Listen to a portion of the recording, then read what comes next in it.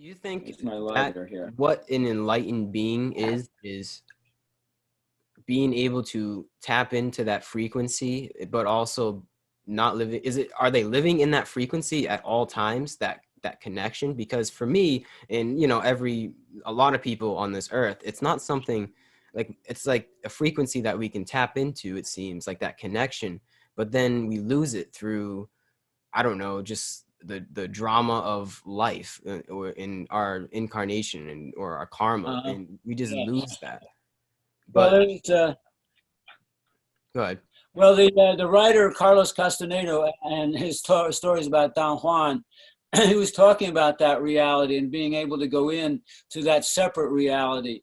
And so we are, confined in our physical world. And so, but we also have a dream world, which doesn't seem to have the same rules and laws as the waking world. And then there's a higher consciousness world, again. Now, you said the word enlightenment, and just the kind of grammar of that, and the word enlightenment, it always seemed to me that that implied a final state, a finished state. And it doesn't seem to me that's true of enlightenment, because it seems to me it's a process.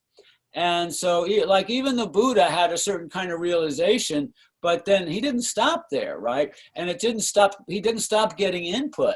He stopped. So the enlightenment, I think, is never a finished process. It's always as long as you're in a physical body, that this is a process that you're more and more in tune with. And you can, as the Grateful Dead song says, sometimes the light's all shining on me, and other times I can barely see, so one does go in and out of that higher level of consciousness, and you lose it. Those human emotions, you get angry, you get jealous, and so on. And so the idea is that let those pass on through. You can't blockade them and stop them, but just don't focus them and realize that, well, you're a human being, and all of those are kind of, that's what the 7 deadly sins are, is all those things that are essentially human, but they take you away from your awareness and consciousness of being in the divine. Yeah. And so, there's an old saying that, before enlightenment, chopping wood and carrying water. And after enlightenment, chopping wood and carrying water. And so, life does go on. You have to take a crap, you got an itch or whatever, you get sick. So the idea is that you constantly kind of re-enter that blissful state. And so it's constantly an arriving, because the word in Sanskrit for enlightenment isn't quite the same. It's Gyan Udai is the Sanskrit. Gyan is the knowing of supreme consciousness. And Udai is like a dawning, right? And so it's a dawning of consciousness, a realization of higher awareness. And, dawn happens every day, right? And so it's an arising of light. And so I think that, like I say, I don't think enlightenment's ever an over and finished process, even though the grammar of our English seems to say so.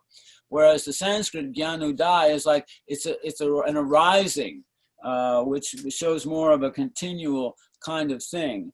And but I think that actually today there are a high number of enlightened people, and I think that that's necessary at this particular moment in human history, that there need to be many people who have an opening awareness of the immanent presence of the divine consciousness. Nikki, could you get me a lighter? I don't want to leave the set here, so I want to smoke this joint here. So